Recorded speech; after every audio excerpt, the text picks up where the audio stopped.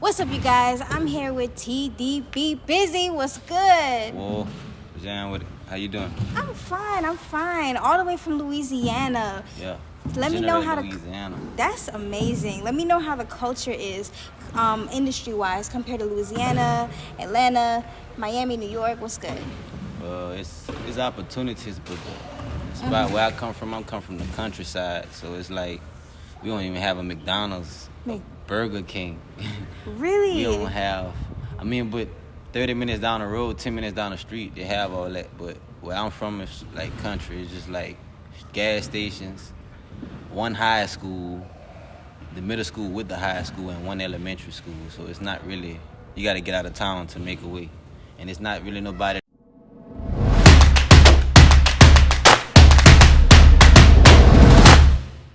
What's up, you guys? I'm here with TDB Bizzy. What's good? Whoa, Jan, how you doing? I'm fine. All the way from Louisiana. Yeah. Let me know how Louisiana. That's amazing. Let me know how the culture is, industry-wise, compared to Louisiana, Atlanta, Miami, New York. What's good? It's opportunities, but the spot where I come from the countryside, so it's like we don't even have a McDonald's, Burger King. Really? We don't have. But 30 minutes down the road, 10 minutes down the street, they have all that. But where I'm from, it's like country. It's just like gas stations, one high school, the middle school with the high school, and one elementary school. So it's not really, you got to get out of town to make a way. And it's not really nobody there who gonna motivate you to make a way. You got to push yourself to make a way. Like, it's not too many people who, I see him in a bind, let me help him out. No, you got to really get it on your own. Wow. So as for artists in Louisiana compared to out of town, it's a little hard, because it's hard everywhere, but I think it's more harder because it's not really much. Everybody want to follow the same trend. So I think that's why I stick out. So what? Oh. Hey, Jaya, don't put it down. Put the rocks down. Put them down. Put them down. Huh? Come on. Yeah, no, I got you. I won't ever leave it bad. Come on. So I figure that's what makes us have a hard opportunity, because it's not really to a lot of people. Oh, shit.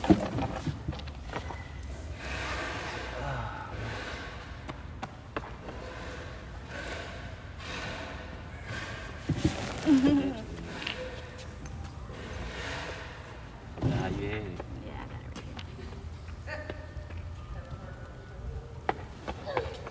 right here. Hey. Tell him to sit down, because we be having issues. Come on. Come here. Jaya, come on. Come on, Jaya. Come on. I'm trying to pick him up. Come on. Oh, Lord Jesus. Yeah. Trying to be an artist and a tourist. Understood.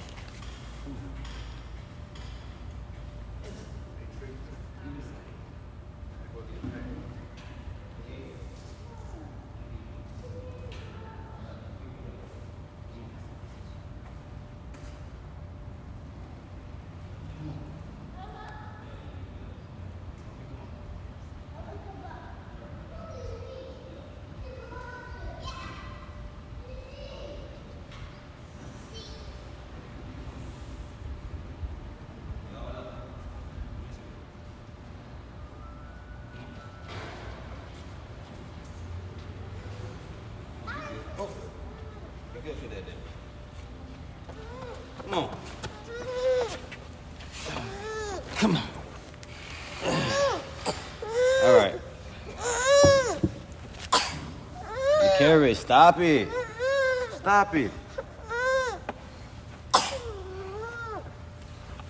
You sit down. Sit down right there. Stop it.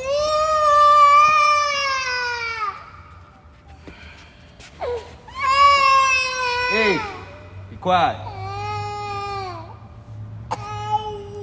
All right, boy. Look, your sister not even crying. You the only one crying. Be good, boy. Be quiet. Be quiet.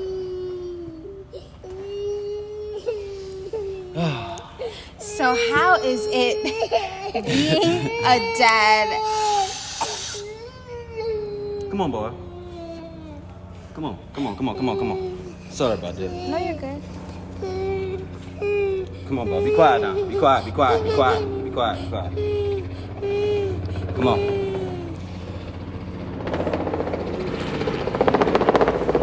So how is it being a father and having to, pursue artistry and doing it, kind of by yourself?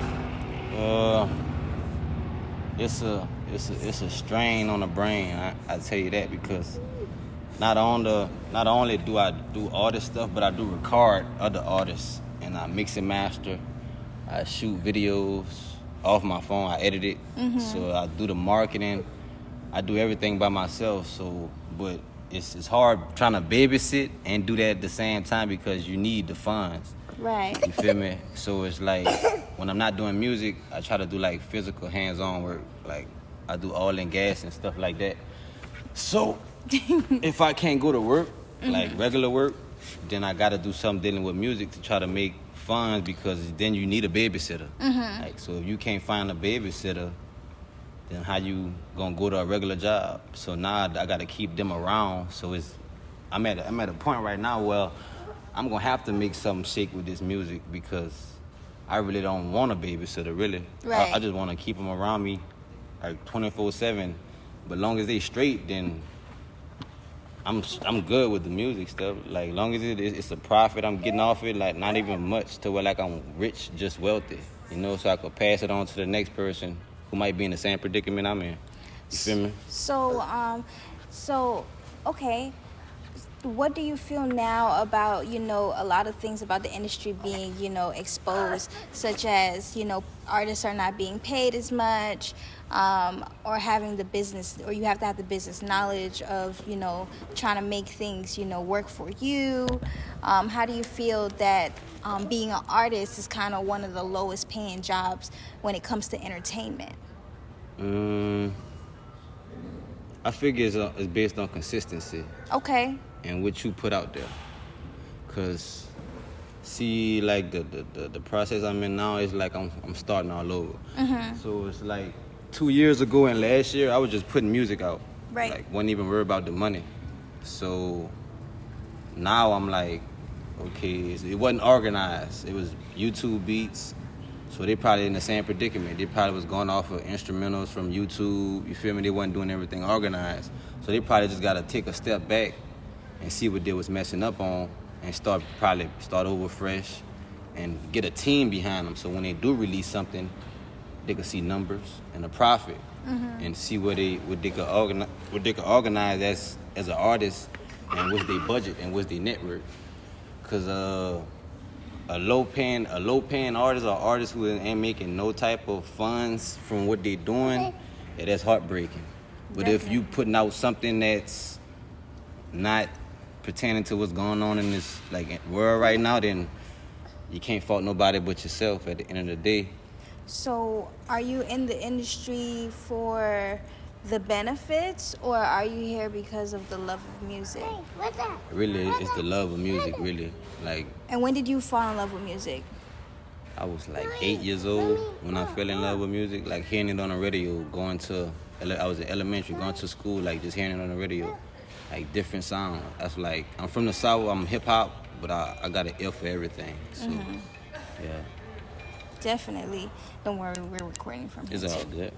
So, just being an artist and, just doing it for so long, what have you noticed so far that you've changed during your journey into becoming, well-known? From 7 to 26, I noticed once you do everything on your own, like for a long period of time, it makes you like want to give up. But you really gotta have a team behind you. I see that you really gotta have not just any team, but good days, bad days, they still by your side. A team like that, because I tried to show other people how to do it, but they just didn't have the time to learn it. So the people who learned it, when I stopped like recording and stopped doing videos and find time to like go to a real studio, then they picked up on that, and so I'm proud of them learning how to record and learning how to video, because I'm not around, because I ain't gonna never be around all the time.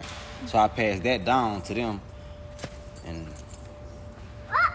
I think I just take it a day at a time, because if you don't got no team behind you, you just running in circles. Do you have any other talents, like as far as music go? Like, do you produce, engineer? Yeah, I produce, I engineer too. It's a few artists that I'm working with where I'm from that's been looking up to me, you know. Other than that, I played basketball and football in high school, defensive player of the year for both, and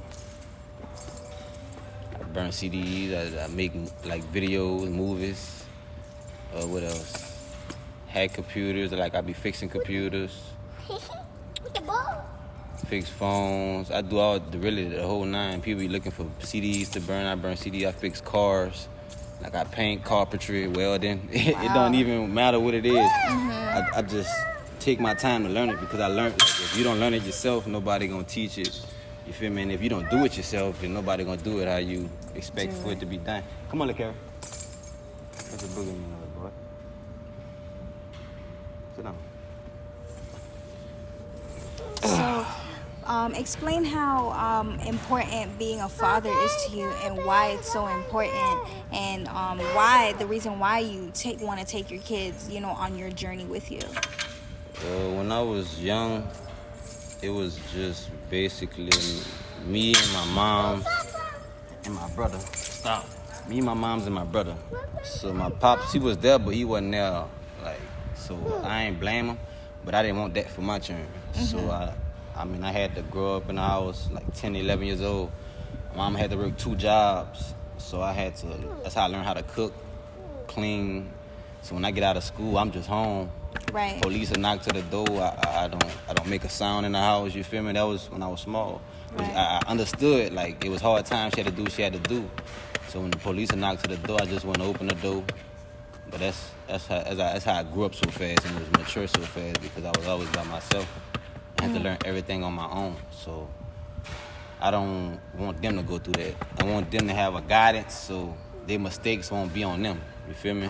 Because if they don't have no type of guidance, anything they go through, anything they do, and if it's bad, good or bad, I mean, it's up to the parent, really. Like, however you treat your children, have your children out here, I ain't in it for that. I'm sorry, baby. I'm sorry, baby. He hit you? Is he hit you? All right. It's definitely hard, you know, just even watching you now, and, you know, you actually brought your kids along on a journey, because you're basically like getting it out the mud, you know, by yourself. Unexpectedly, too. Yeah, I understand. Like, unexpected. And it's crazy when you don't have, it's people, I got 4 kids. Right. These is my twins.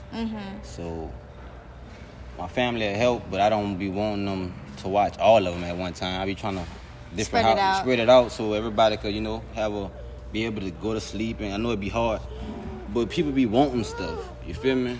So I'm like, how y'all can always want when y'all don't try to help me go get? You feel me? I gotta go work and get something first before I could try to give to people who was helping me. Watch them, like, you feel me? So that's the only big understanding that people don't get around where I'm from. So it's like, I'm trying to make enough to where, like, I could just stay home, like, be a stay-home father. And I'm not really a stay-home father. I'm a worker. Every day I like to work. So that's why I think me coming out here, bringing them with me at this point in time was unexpected, but I think it was a lesson and a blessing at the same time, because everybody been telling me come this way, and I told you I did an album in December. I just didn't put it out because I didn't want to just put it out. I'm still in the country, then it get a certain amount of views. Everything I put out, people who are already in the industry, they steal it. And so, you feel me? So I ain't want to do that again. So I just said, let me just take my time, be patient. Because if you rush, you can rush into something you don't want to be into. Definitely. So, as long as I stay humble, stay patient, I figure a team or a certain amount of people going to come our way and we going to eat together. Definitely. That's it. So I know you got a whole bunch of stuff coming up for your fans, lots and lots of big things. But before we get into that, I always like to play a game called Plead the Fifth, where I ask you 5 unorthodox questions about you to get your fans to get to know you just a little bit better. So you ready? Yeah, that's cool. Okay. So question number 1. What was the most funniest thing your kids ever told you? Ever told me? Yes. I know recently, my little boy was in the house crying. That was 2 days ago. And my daughter, he was like, well, why you, Dad, he crying? But see, I ain't had to whip him. She pointed at my slipper. She like, let me see your slipper. But she ain't say, she said, boy, stop crying. But they just 3, you feel me? So she pick up the slipper, I gave it to her, she ain't hit him. She pop him on the hand, she said, stop crying, boy. I'm like, they just turned 3, you feel me? I'm like, that was, but other than that, they don't be saying a lot of funny stuff, they be doing a lot of funny stuff. Definitely. You feel me? Question number 2. What is something that you hold most dear to you? Loyalty. Loyalty. Got it. Yeah, loyalty. Number 3. What is your favorite restaurant to eat at? I think wherever they have good shrimp, like ball shrimp and ball crabs and lobster. I don't do the crawfish. It's too small. Damn, from being from Louisiana, I would think that you would definitely crawfish love... yeah, but you gonna peel it for me? I can't. It's too small. Okay. I like something like lobster. But other than that, yeah. Question number 4. What's the hardest lesson you had to ever learn in life? The hardest lesson I ever learned. No matter how good you treat a person, they still would change on you. Yeah. Yeah. Okay. Question number 5. What is the most rewarding thing about being a dad? The most rewarding thing is to be able to guide. Okay. Like, guide them. If they're doing right or wrong, you here to guide them in whichever path you figure was best for them. That's the best. Okay. Being here and they seeing you, yeah. Definitely. And that concludes Plead the Fifth. Definitely let us know what you got coming up for the fans. I think it's gonna be really a lot of singles I'm about to release. Now that I made it this way, it's gonna be. I was gonna release a mixtape, but I'm taking it a day at a time. But I'm about to release some singles, and it's gonna be like every week, every other week. 'Cause that's how much I got. I'm holding a lot, and I'm also holding I give it about 60 videos. 30 of them I edited myself, and the other half is edited by a videographer. So I'm just sitting on all that content. But I think it's about to be that time. See, my birthday fall on Halloween, so by then I think y'all gonna see a lot of stuff. Come on, little Kara. Come on. Yeah, I think that's about it. I was working on a movie. I wrote like 2. A scary man a N-word, a nigga in the hood making a scary movie is the name of the scary movie. You hear me? Okay. And Savages on Saturday is the name of the documentary movie. Like, yeah, I was working on that, but I guess when that team come around, that's when I'm gonna finish that. Definitely. Come on, little Kara. Come on. Come on, boy. You want a mug? Come on. All right. Well, it's definitely been a pleasure having you here. Definitely looking forward to much, much more. Please let everybody know where they can find you. My music on all platforms, Apple Music, Spotify, all the stuff that I put out last year and the year before. I got a few videos on YouTube under TDB Bizzy, B-I-Z-Z-Y. You can follow me on Instagram. I think my page about to be unhacked at TDB_BIZZY.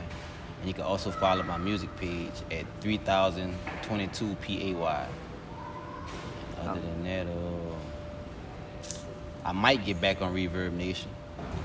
I might, because I was number 1 on Reverb Nation for like 2 years strong, and then I just stopped uploading on it. So other than that, they gonna hear from me. They gonna see from me real soon. Definitely. I really appreciate you coming through, chopping it up with me. This has been an awesome interview, and I'm more blessings coming to you. You know, I'm very excited for what you got coming up next. I'm so excited, and I'm so thankful for being here. Of course. If you guys don't know, now you know. You are watching Top View TV, the Pull Up. This is Zurisha, and I'll see you till next time. Whoa. Stay tuned. Okay.